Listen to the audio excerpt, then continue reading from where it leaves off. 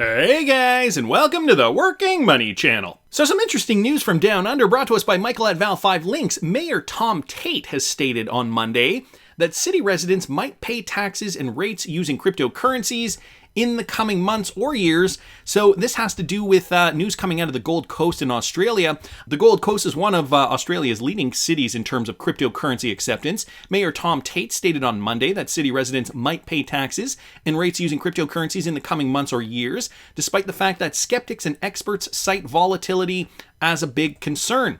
As of March 2021, Statista ranks Gold Coast with a population of just about 720,000 people. That's the 10th largest city in the country that has a Bitcoin ATM acceptance and cryptocurrency in-store payment acceptance.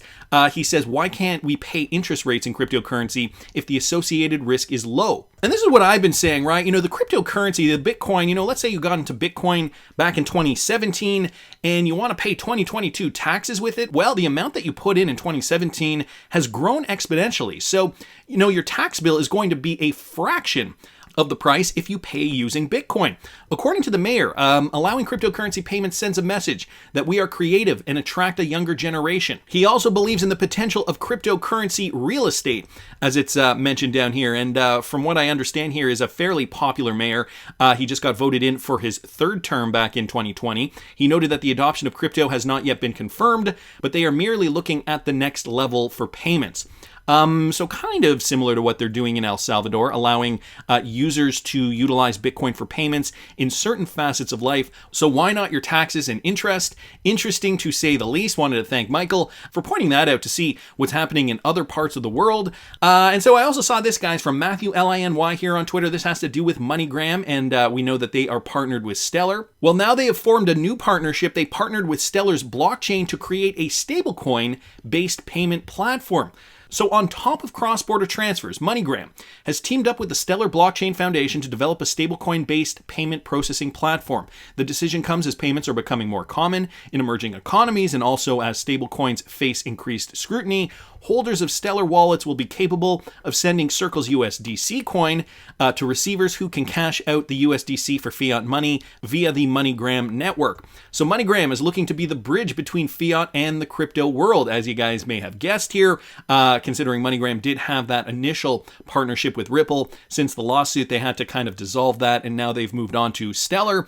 And so Alex Holmes, the CEO of MoneyGram, he said in an interview, the world of crypto and the world of fiat are not really compatible today. We're trying to bridge from the crypto world to the fiat world. MoneyGram is also in discussions with third-party firms in El Salvador, which is interesting, to offer mobile wallets in addition to the government-supported Chivo wallet that were launched last year when the state approved Bitcoin as legal tender. Interestingly, MoneyGram will be capable of competing for Bitcoin transactions if it strikes an agreement with one of these companies. And I think that ultimately will be beneficial for El Salvador. If you can make a Bitcoin transaction through a DLT platform that is fast, efficient, affordable. These are all things that these countries need if we're talking about crypto as a payment now, right? Holmes stated, if a country like El Salvador is going to make Bitcoin seamless with US dollars in the country, I think that customers through MoneyGram should be able to transfer Bitcoin to El Salvador or transfer dollars and convert them to Bitcoin. If that's where the world is going, let's participate in that world and let's see how we can help fulfill that opportunity. So a very lucrative opportunity there for MoneyGram, and not just the El Salvador thing. Obviously, the main purpose of this article was to discuss this idea of stablecoin-based payments platform. So these guys sound like they're expanding using the Stellar blockchain. Interesting news there. We know Stellar XLM. A lot of XRP enthusiasts are also invested in XLM. It's kind of the yin to the yang of XRP. Very, very similar. We know Jed McCaleb, one of the original founders and creators of the XRPL, then moved on from Ripple and started the Stellar Foundation. So a lot of similarities there. I can see where MoneyGram was going with this, and so this is just some new news. Also, XLM, another one of those coins I think to be paying attention to, one of the World Economic Forum chosen cryptocurrency, so it is a WEF coin. Interesting news there. Wanted to thank Matthew Liny for posting that. And here's one from the Wrath of Kahneman. A slow burn. Ripple investor SBI Holdings will open the Osaka Digital Exchange on June the 27th, offering a private transaction system for listed securities trading outside of Tokyo's hours. So SBI, guys, continuing to expand. We know they are invested in Ripple and have a commitment to XRP. Today, Japan's SBI announced plans to launch the Osaka Digital Exchange, and that's happening again on June the 27th. SBI first unveiled plans for the exchange in 2020 and announced SMBC as a partner the following year. Initially, ODX will provide a private transaction system for listed securities, aiming to offer trading services outside of the Tokyo Stock Exchange's operating hours. Additionally, it plans to create a secondary market for blockchain-based security tokens next year. So they are already in plans to create this system and have been for a couple of years now. They're finally going to launch it on June 27th, and plans for security-based crypto tokens or blockchain-based security tokens, as they state here. SBI owns 70% of ODX, with SMBC holding 20%, and Nomura and Daiwa Securities each having a 5% stake. Now, also notice here, SBI, vested interest in Ripple, also Nomura, a Ripple-enabled bank. So that's an interesting connection too. Meanwhile, in late 2020, SBI announced a deal with the SIX Exchange for a digital asset exchange in Singapore, the Asia Digital Exchange, which includes security tokens and cryptocurrencies. It is also an investor in Börse Stuttgart Digital Exchange, an institutional crypto market maker, B2C2. So a lot of Ripple connections here, of course, through SBI. I'm sure that they are a huge influence in this, considering they also have partnerships with a lot of these organizations. So interesting news there. I wanted to thank the Wrath of Kahneman for posting that. And this was posted on Twitter, guys, by JV, at JV the Great. He was retweeting out Bruce Fenton's tweet.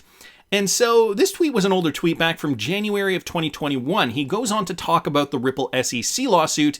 And at that time, it was only a week and a half fresh. We had just gotten word at that time that the SEC was deciding to sue Ripple at the end of 2020.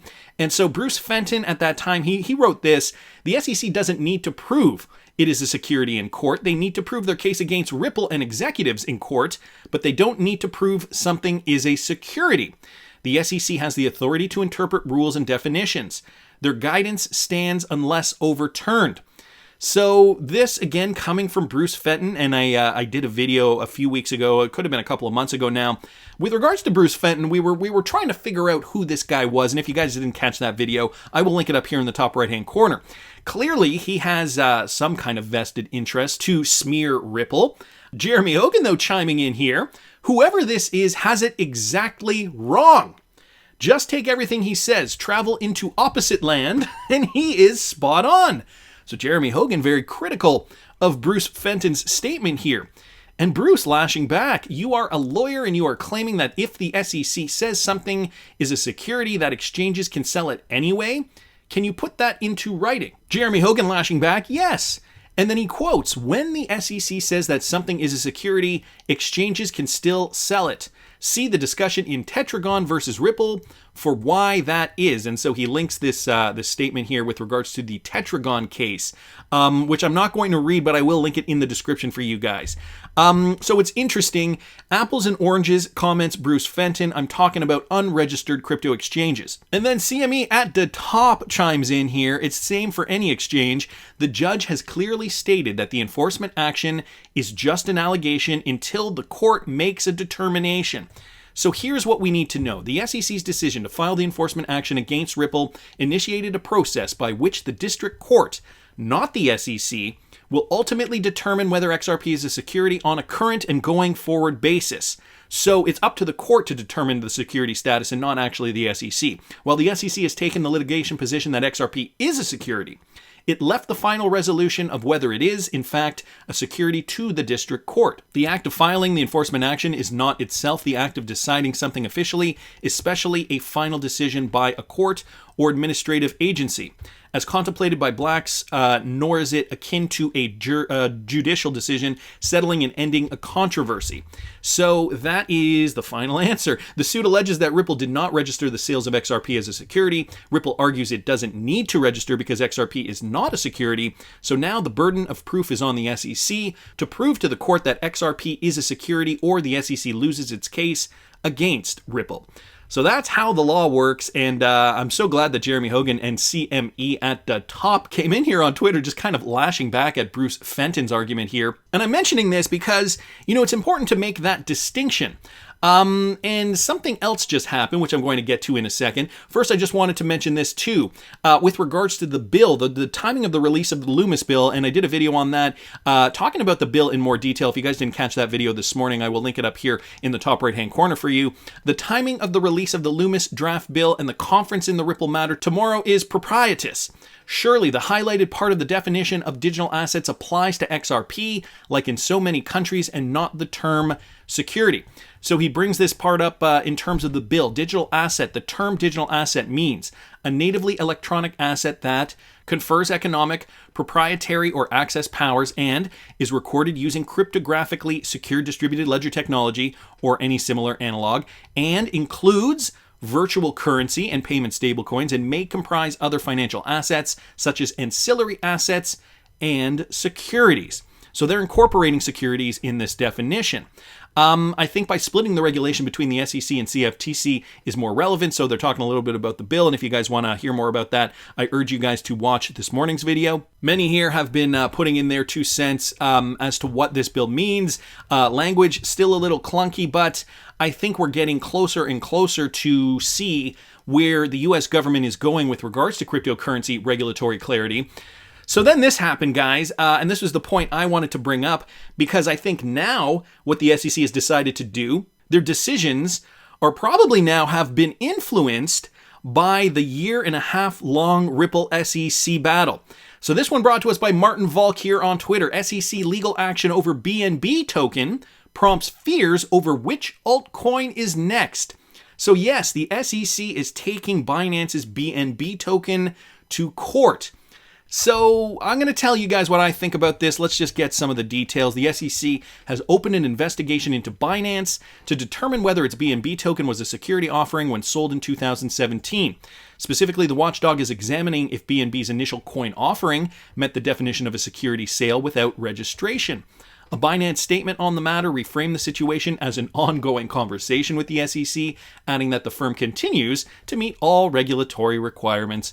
It would not be appropriate for us to comment on our ongoing conversations with regulators, which include education, assistance, and voluntary responses to information requests. Weighing in on the matter, Swan Bitcoin founder Corey Clipston questioned whether other centrally controlled and issued exchange tokens are under threat. Moreover, the same could be said about all ICO altcoin offerings with a central controlling entity, not just exchange tokens.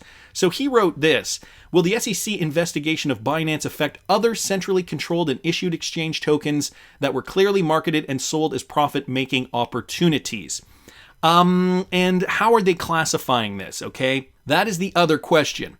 What now for the altcoin market? A Reddit post discussing the security status of altcoins called for community feedback on the situation.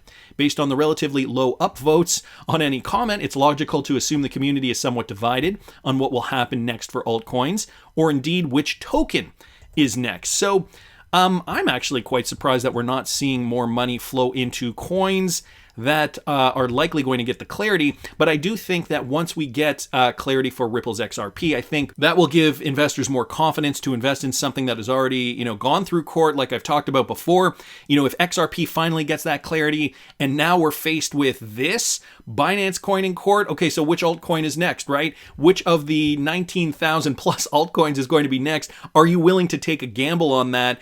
Or are you just going to take your money out and invest in something that has clarity? So to my point, I'm surprised that we haven't seen more of an uptick in Bitcoin, for example, considering it is the biggest cryptocurrency and the one that will likely be most favorable to most governments, at least at this stage in the game. And so just down here with regards to Bitcoin, in 2021, attorney Jeremy Hogan commented on the Ripple case, made an assessment of 5 cryptocurrencies. Oh yeah, so then there was that Jeremy Hogan video, if you guys remember, where he, I believe it was BNB coin that had the highest danger rating because it was most likely considered to be an ICO. Is there investment of money? Yes, you buy the coins. And where did these coins come from? Well, Binance had a genuine initial coin offering in 2017. This is the exact thing that Chairman Clayton and new SEC Chairman Gensler have basically said is an investment contract. So 100% textbook investment contract. And that's not to say that I am not guilty of trading Binance coin. I am 100% guilty of trading and profiting from BNB coin. I bought my stacks back in mid 2020 when it was about $24. $200. And this was my best trade in the market this past cycle. I made about 2,500%. I sold it at about $651. So almost at the top there, you guys can see the top was roughly almost $700. So yes, I am guilty of buying BNB coin. I thought this coin was a great, technically, I mean, it was just a great opportunity for me. But am I going to get into it again? Absolutely not, considering what is happening now. So has the SEC learned anything? This is the question that I'm asking. And Mickle XRP at Markets Mickle here on Twitter posted this. Notice the wording. Okay, notice the wording. Sold as a security in 2017. This is the way the SEC is wording their statement on this particular case. He goes on to say this is not the claim they are making in the Ripple case, where they claim all XRP is a security, or at least all XRP sold before a certain time. The SEC is taking a big step back because they know their argument has failed. So he retweeted out Haley Lennon's tweet here. According to @Business, the SEC is investigating whether BNB was a security when sold in 2017, a token that is now the world's 5th biggest. So some interesting points to ponder here. Are they stepping it back? Are they reframing their wording? Is the SEC saying, okay, BNB coin, this is how we're going to approach this lawsuit based on everything we've learned and failed to accomplish with the Ripple XRP lawsuit? And so is this going to help XRP holders? What is it going to mean for Binance Coin specifically, and by extension, the rest of the altcoin market? Are they going to find that BNB and many other altcoins are more similar to XRP or less similar to Ripple and XRP? Oh, and the other thing I wanted to mention is this. How many exchanges are going to delist BNB? Binance, for example, are they going to delist Binance Coin, in and amidst this lawsuit? And for any of those other exchanges that support Binance Coin, the BNB token, are they going to also decide to unlist BNB, at least the American exchanges?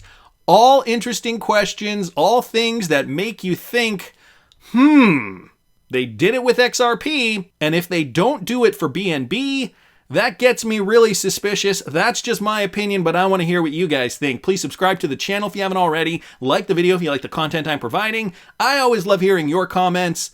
See you in the next one, guys.